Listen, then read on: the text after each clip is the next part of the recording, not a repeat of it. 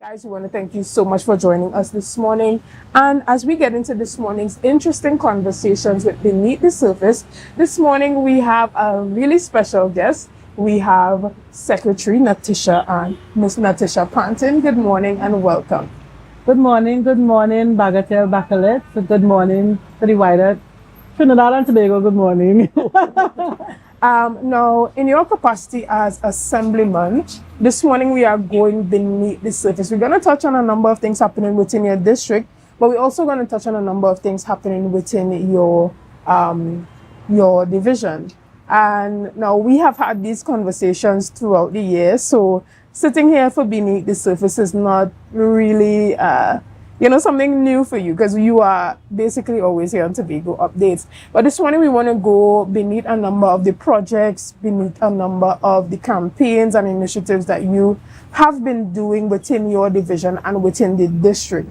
Now we know that we are in an election year, so there is a lot happening. So before we get into all those questions, the number one question the people want to know: would you be putting yourself forward for the general election?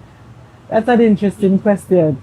And I say that because everywhere I go, people are asking me if I'm going in the east, if I'm going in the west. And I did not put my hat in the ring, so to speak. All right, so I'm clearing that up this morning. I did not so far but indicate that I would be doing that. No. But interesting you said so far. So we're still looking out to see what is going to be happening there, because so far suggests that the possibility still exists. So we're going to be looking out to see what is happening there. And Shenell, before we get into the conversation in terms of the projects and the initiatives that came out of your division, I want to talk a little bit about, because the theme is beyond the surface. We know that there are a lot of things that comprise and center around who you are as a person, as a mother, a wife, an individual in a community, and of course a woman in politics and in service. So, for me, I would like to bring the viewers up to speed in terms of how do you balance all the responsibilities that are expected of you. Because remember, as Shenell mentioned in the introduction, you campaigned and you said, these are the things that we're going to do. You have committed yourself to a specific area. You have committed to the people in your district and, of course, the people whom you serve in the capacity of a secretary for the Division of Food Security, all the projects that you want to bring on stream and all the work that you have been doing there. How do you balance that with all the other demands that come from being Natisha Charles Pantin? Well, I would say I balance it by taking it one day at a time. Yeah. Every day I move forward with an agenda. And in the beginning, when I won, I would have plotted out exactly how I wanted to approach managing my district, managing the division, and managing my personal life. And it is not easy, I could tell you that. But once you identify leaders among you, then I think it makes it a bit easier. And we have upcoming leaders. But my fear is that the politics, that the bad aspect of it in terms of the publicity and the negativity of it may discourage persons from giving of themselves for service. So, but honestly, I believe that once we identify leaders among us and we keep empowering them, I think that it's the right way to go in terms of becoming a successful assemblyman and secretary. And right. Shenell, when you consider, you introduce the topic of politics and the negative aspects of it. Yes. How do you navigate through the negative that will come? Because politics is an open game. People literally go into your history, go into your background, go into your home. They talk about your family. Mm-hmm. How do you navigate through those rough tides? Because there are projects that you might not be as successful in as you would have hoped to be. Correct. There might be people who might be thinking, yeah, but you said so and so and this has happened. And so the slew of negative things will start coming your way. Mm-hmm. How do you manage and how do you encourage the same leaders you're talking about that you want to come up to take the baton, to continue in politics and to ensure policies are implemented on the island, projects and initiatives are undertaken. How do you encourage these people to say, listen, yes, because they know these things will happen? What is your encouragement to them to say, no, we have to do this? I think it's a personality thing with me. No, it's not the first time that I've had challenges in my life. And to be honest, I have just been keeping focused. I'll tell you something. When I went to Scotland, you had a lot of scientific work to do. And if you understand the landscape in Scotland, it's a lot of mountains. And there were times that I felt that I couldn't make it because you had to carry your equipment on your back and go through snow and ice. And I just kept focused. I just kept on going. And, managing, with different teams, because as you go through school, you go through college, you go through university, you get to work with people. And I think that is training enough, even working in the same division for 18 years before becoming a secretary. I think that life on a whole has prepared me for the challenges, right? So I would just say to keep focused. I'll tell you what keeps us back as a people. And I'll just use a simple example. You would have a program to execute. And mind you, you would have a lot of war happening, in fighting, people think it should go that way. And I always say, if you eliminate, all the emotion and all, and just focus on the work, you get it done. So you waste hours, probably days, contributing to, keeping back yourself, really. And then you execute it and you look back and you say, but this thing come out better than I thought it would. So if you eliminate all the distractions, I believe that we could get a lot more done. But politics is politics. It is what it is. I really don't focus on it. A lot happens around agriculture. I do the best that I can. My staff, they do the best that they can within, the policies that we have. And we just keep going. Yeah.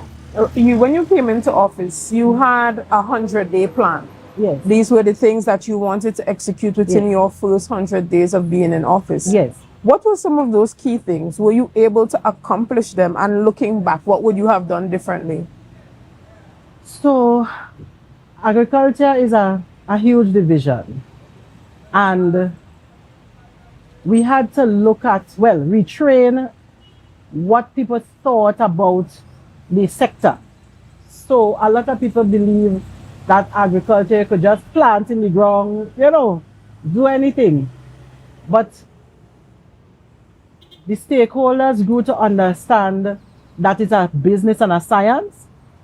And then you had to empower the staff, because what you had was all the infrastructure run down, no money, trying to encourage persons to work on that, poor environment, and it was difficult. But you had a lot of talking to do, right? And to look and see where you could get funds and how to redirect funds. So it was a lot of effort. And it is still a lot of effort, because I don't think that you could fix this sector overnight. But everything that we would have set out to do, we would have accomplished thus far. So we took it in terms of, we looked at different aspects. So we look at agrotourism, for example, right? We looked at setting up the food hub, right? And that was accomplished, creating a space so that people could do anything, not just sell provisions, but you could have any activity, right, that could lead to economic development, right? That was one thing that was really good. We looked at the fish sector, right? And almost all the fish utility, the fish facilities, they were run down.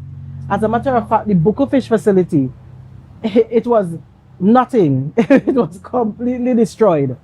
So we had to restore these facilities to bring it up to international standards, yeah? And we still have a lot more work in that area to do, because if you have to meet international standards, you're talking about, catching the fish, putting it on, draining the blood, putting it on ice, and bringing it back for consumption, right? And of course, you have testing involved as well.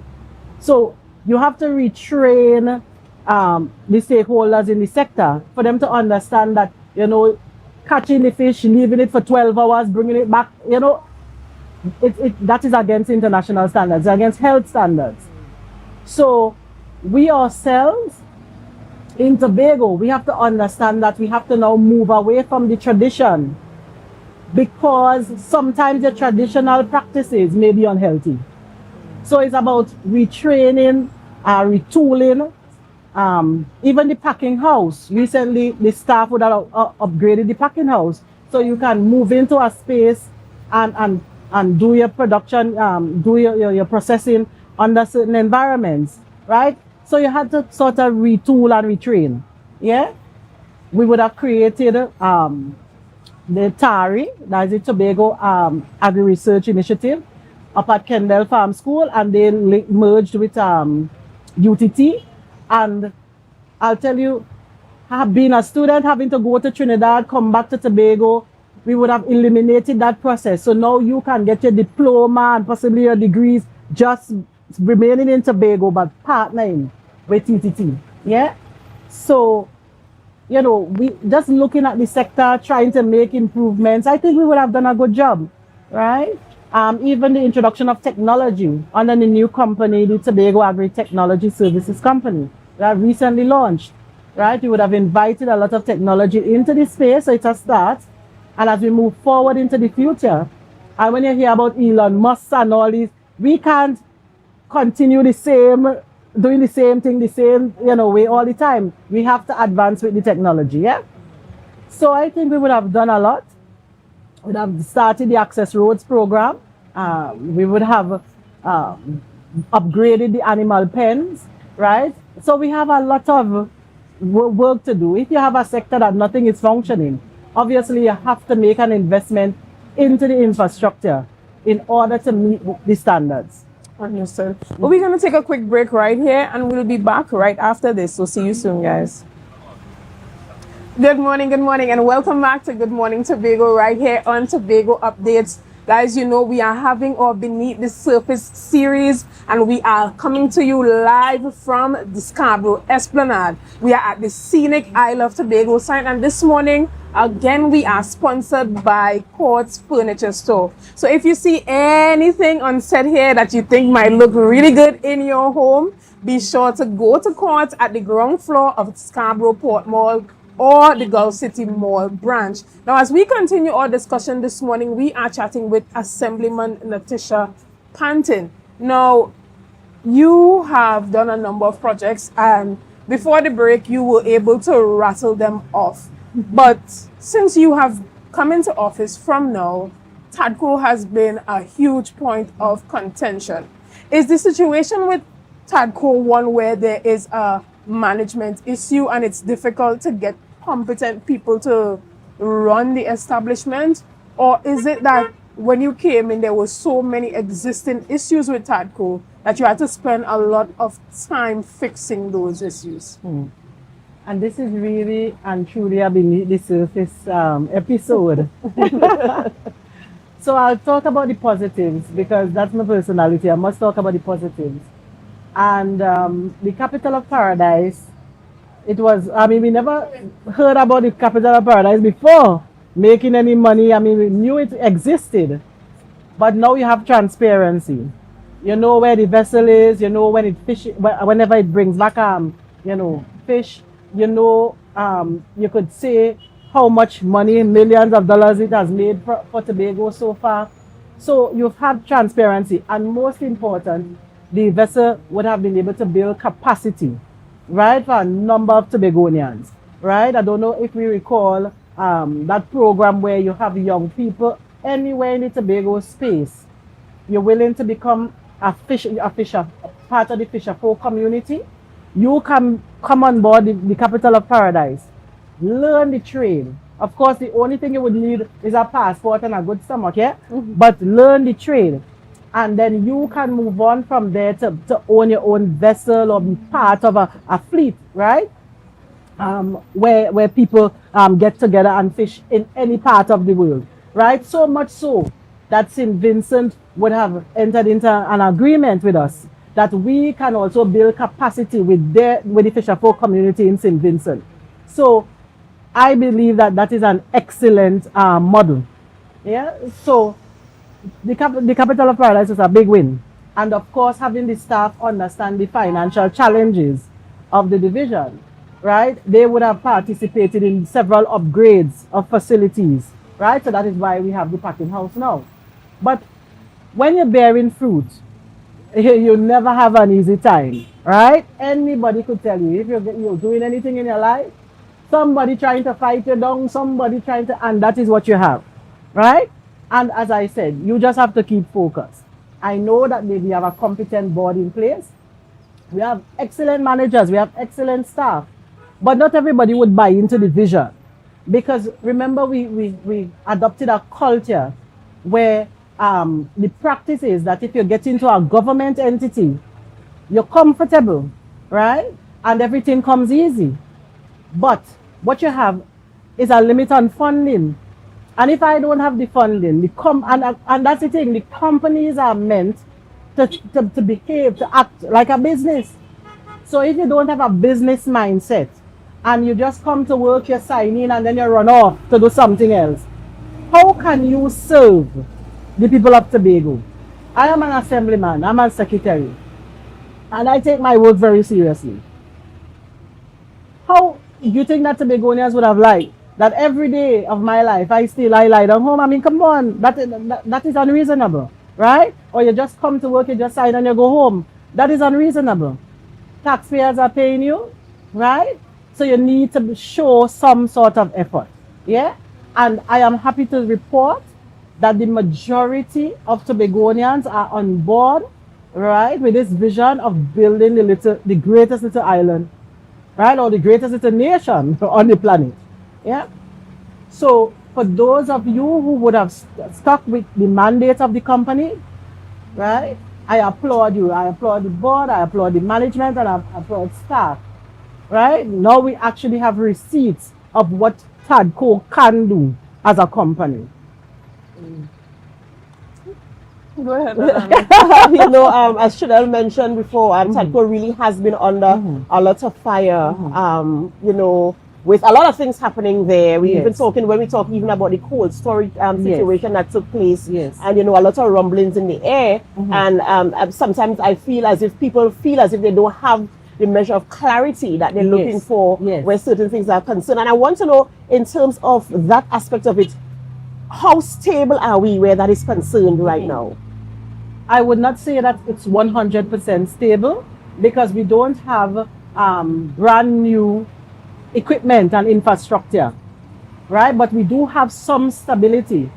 And as long as we get funding as we go into the different fiscal years to come, we will ensure that the company is stable.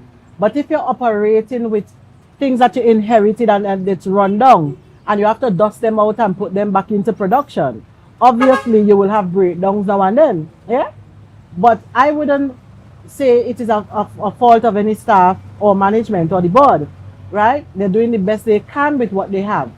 And especially the capital of paradise, that had to be refurbished as well, right? That had to be maintained, right? So once we have an injection of funds, right, TADCO will make the investments and we will be functioning better.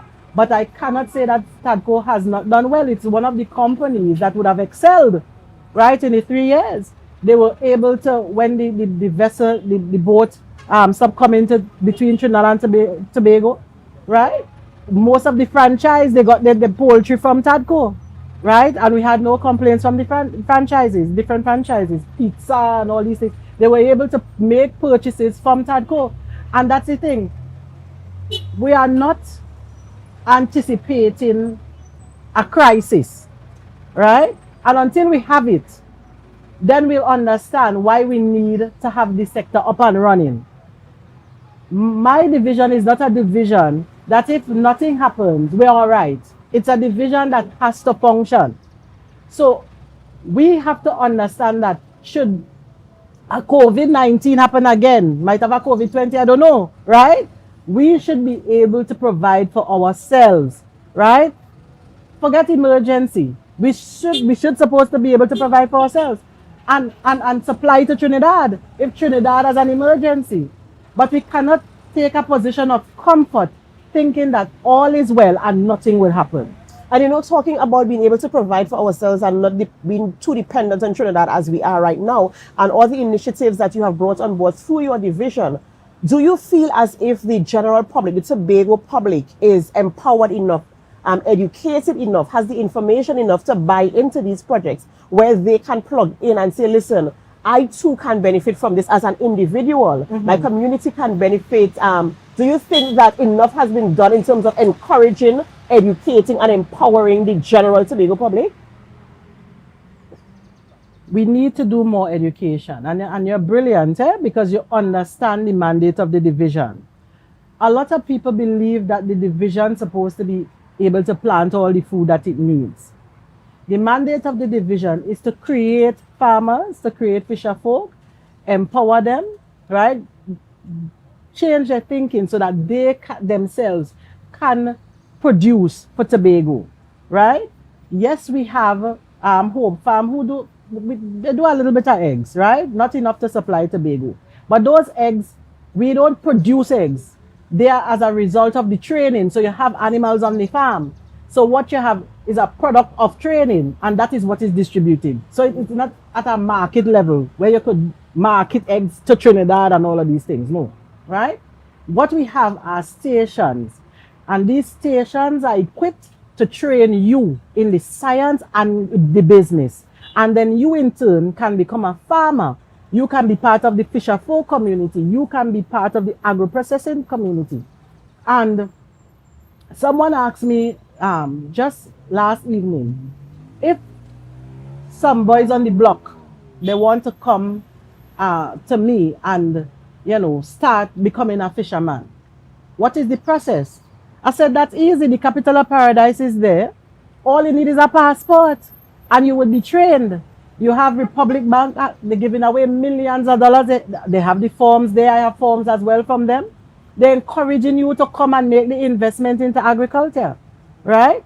BDU, we have worked with BDU to change the grant structure so that we can provide access to increased grants, right, for agro-processors. So we continue to work with our stakeholders, right? Give them the necessary resources so that they can enter into business. The Tobago House of Assembly cannot carry. They cannot employ everybody in this space. I'll tell you, since last week, right? Last week, I have had people with degrees asking me for an early morning job. People at a degrees and master's level as well. And it could be as a result of, right, that they feel like they're not having opportunities at their level, right? But THA cannot employ everybody. And I make the comparison, and I have to. If I walk around my division, right, how many people you see? Syrian, Chinese. You're seeing all the business people of one particular race. So what is happening with our people, right? Our people that look like you and me. I mean, I'm not saying we don't have excellent business people of my race, but we need to start training people. Because you have a master's, that means you would have gone through the rigors. So take the opportunity, and that is what we are looking for. We want those brave soldiers out there to come on board with the division. We are going to train you, give you the science, the business, and become entrepreneurs. Even if you have an early morning job, and I will not knock that, because some level of comfort exists with getting the $5,000 and $6,000 a month. But we're moving ahead where things are getting more costly, right? So think out of the box. You have talent. I have talent. I know how to make all kind of things. I just make coconut oil. The soaps I like to buy, and I make them, right? But our division exists to provide support to you, the entrepreneur, to make you successful. My division, right?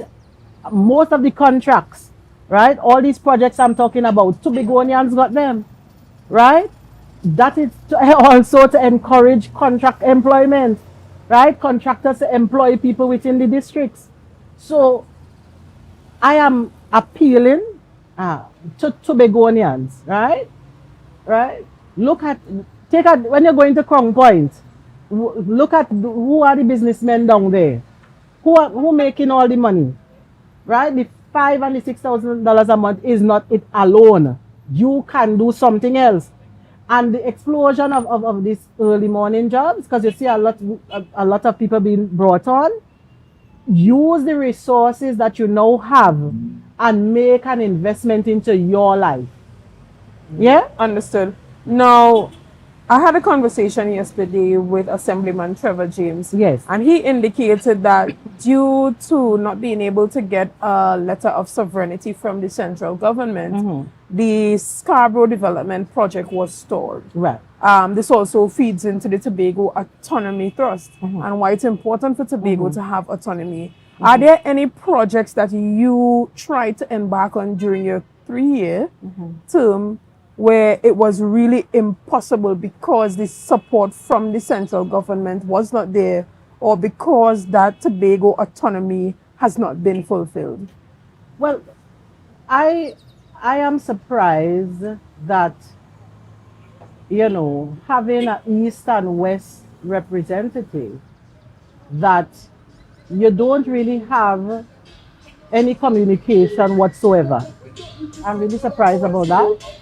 And the challenge of pest management, because we know about the giant African snail and the programs that we're trying to eradicate pests, right? The laws that we have, the current laws, it doesn't support the Tobago environment. How do you have the conversation if we are, they are just supporting their administration and not really thinking about Tobago, right? So I was surprised. I mean, you get the odd letter, the little invitation to things, but you don't really have a voice, really, because they see you as a different administration, really, yeah? But the autonomy fight, for me, what has limited me in terms of being able to get officers, get the firearm users, to get those powers that would allow us to do pest management, particular species, to show Trinidad that, look, we're having problems with the parrots, we're having problems with the agoutis, So trying to assist in that sense has been difficult, yeah?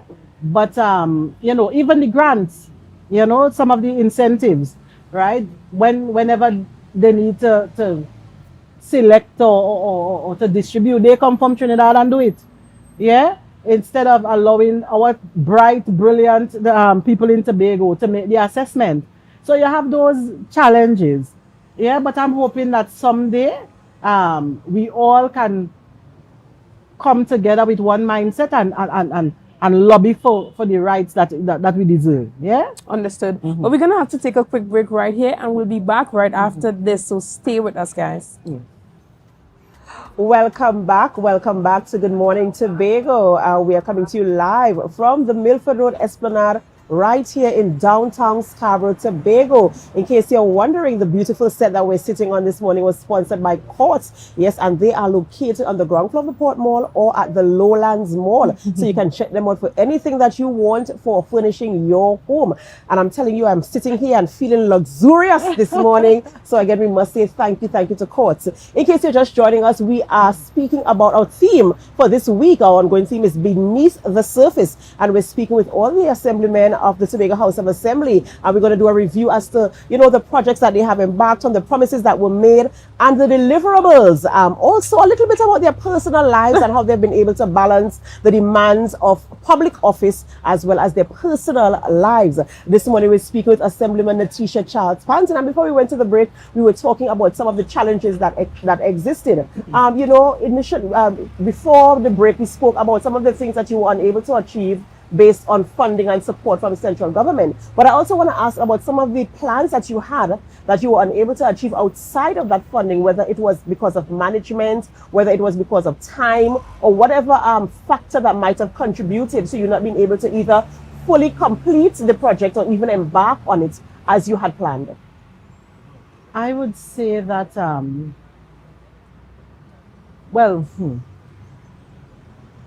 every asset that we have needs to be refurbished. If I could refurbish all, I would. Right? But of course, you have to set priorities. So we take it one step at a time. The Fisher Folk community, they have to admit that we would have done a lot in terms of upgrading the infrastructure. Right? The fish facility by Barbados Bay, right? That would have been improved until they could move in, right? And move away from cutting up fish on the wood. That was a hazard to your health, right? We would have upgraded Roxborough Fish Facility. We would have given Charlotteville the Charlotteville lockers. We would have upgraded the Bucko Fish Facility, and we're moving around the island, and we're currently doing Cologne, yeah. So we are trying our very best, and if you look at the agricultural stations, so we have the Tobago Agri Research Institute.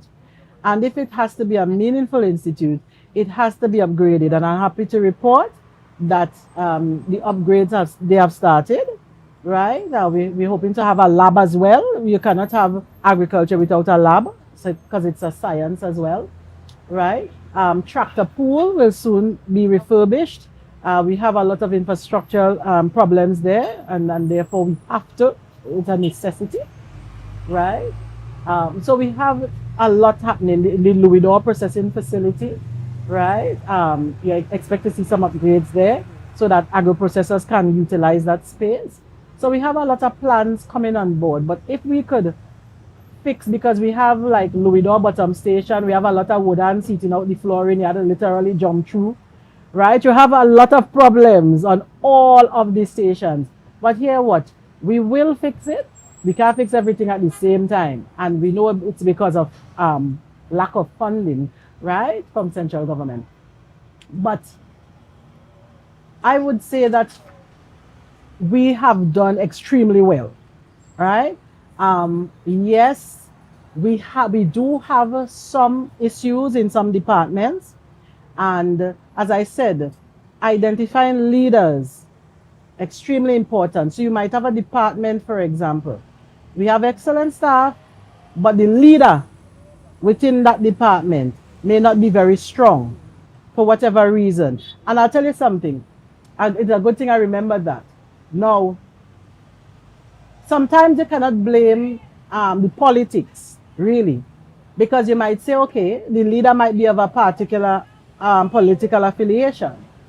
But if you look at how all these fish facilities have been run down, all the vessels abandoned, right? It was extremely challenging to work under the fisheries department, yeah? So, and I mean, these things haven't been run down just because we're in office. You're looking at 21 years of destruction. So to literally have some success under this department, right? Having to bring people draw effort and talent from different departments to support this one department, and having the assistant secretary lead, right, the staff, I would say that the Department of Fisheries would have done well. Yeah? And I want to give kudos to my assistant secretary. As a matter of fact, without him, I would, would not have had this amount of support that I needed, because of such a large division to run, right?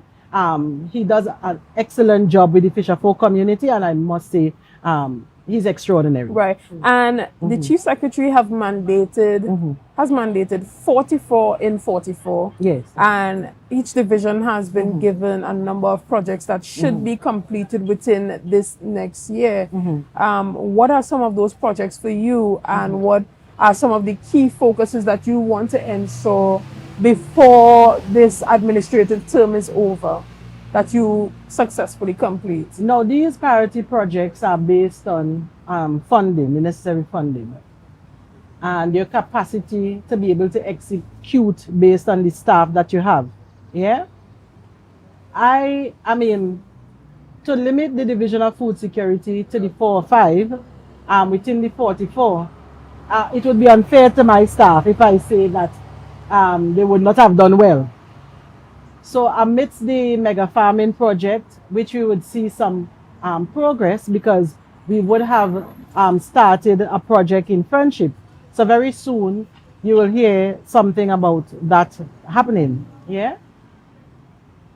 We have a lot of upgrades across the entire space. So as I said, Kendall Farm School will be upgraded, Louisdor Processing Facility, we will have to start the designs for the vet lab, the tractor pool. You'll see some upgrades going to happen soon.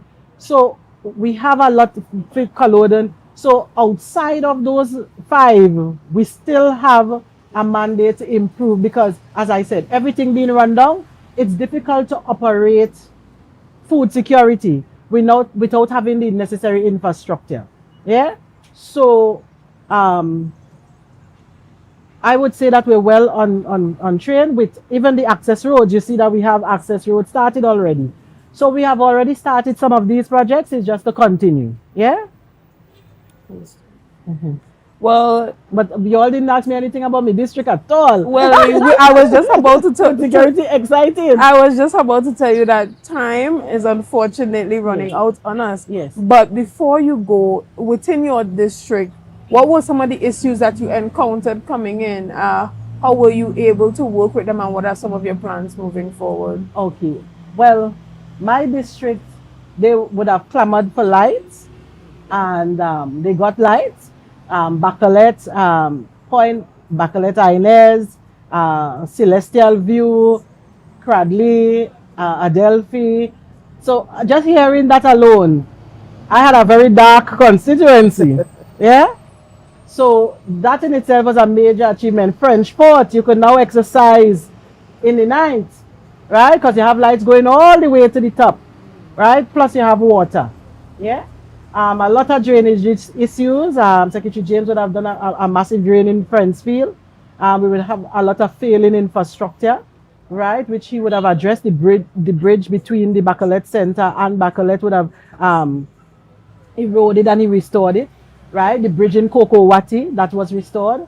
So, and a number of potholes. I know we have a lot of pothole issues, but a number of potholes were addressed. So we would have done a lot in the district. Together as a team, and then going forward we want to continue that. We would have done a lot of fundraising to put in a lot of traffic mirrors, and as we go along we'll continue doing fundraising to help different residents. I'm happy to report that the woman who she experienced, I think she had some, I don't want to say what her ailment was, but she had an issue with her home, and out of fundraising we would have able to given her space, and she has now moved into her home, right? And we did that without any support whatsoever from the THA, right? So things can be done outside of Tobago House of Assembly funding. So we are trying to do, burn two sides of the candle, as they say, right? So we're trying our best to reach the needs of our constituents in Bagatelle Bacalet, the electoral district of Bagatelle Bacalet. And I'm hoping that they are pleased with the outcome of having me as a representative. And on that note, of course, with the elections coming up, Yes. THA elections coming up, I mean, I know you said you haven't put your hat in the ring yet for the general elections, but of course, what are your plans, your intentions, and your hopes for the upcoming THA elections? The thing is, I will go like the last time. I would go with what the community wants. Yeah? I'm not one that would say, okay, I'm going to throw my hat in the ring again. Right? If the community believe that I would have served them in the best my ability and the funding that I got, I will leave it to them to select me at the party group level. If they want me to go again, then I will serve. Yes. Definitely a very, very humble response there. And of course, I know that for you, service is very important. Yes. And I don't think we asked this question. If you were to rate in terms of your deliverables, the things that you went in wanting to do, let's say you want to put it on a scale of 1 to 10, how do you rate the things that you were able to achieve while in office? I've never thought about rating myself, but I would say I'll give myself an 8. Fair enough. Fair.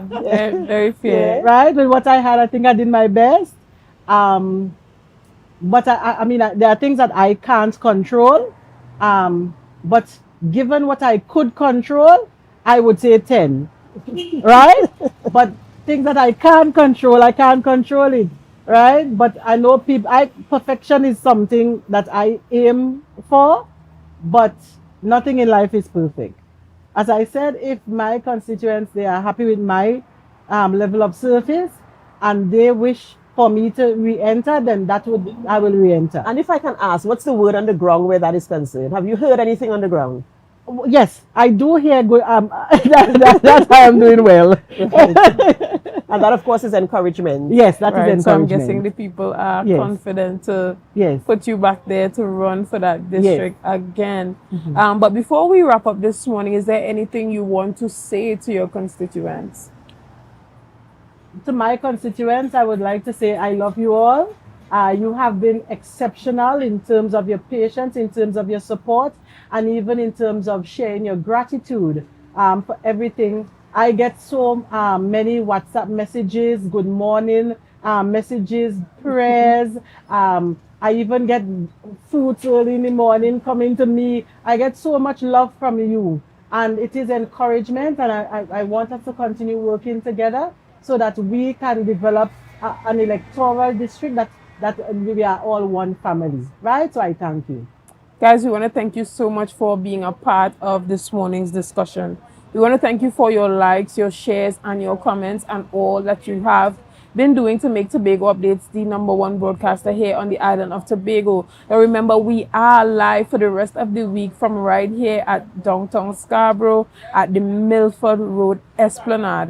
Now guys, we have been sponsored this morning by Courts Furniture Store, and that's why you are seeing such an impressive set this morning. Now Adanna, is there anything you want to tell before we leave out I mean, this morning? I must agree with you. The set this morning is very, very, as I mentioned before, luxurious. It feels really good.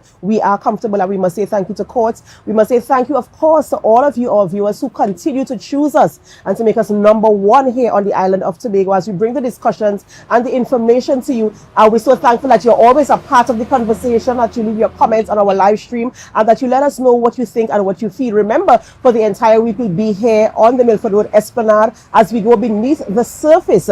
And tomorrow, we'll be speaking with another Assemblyman, Mr. Joel Sampson. He will be here this tomorrow morning, going beneath the surface with your host. So you want to stay locked on as well. We also air the morning show. We begin our programming at 7 a.m. So you want to be, in fact, 6:57 tomorrow. So you want to be a part of all the conversations that we're having here this week on the outside here at the Scarborough Esplanade, right in front of the I Love Tobago sign. And we love you and we appreciate all that you do and all that you are. And this is us saying, have a wonderful, wonderful day from the team of Tobago Updates Television.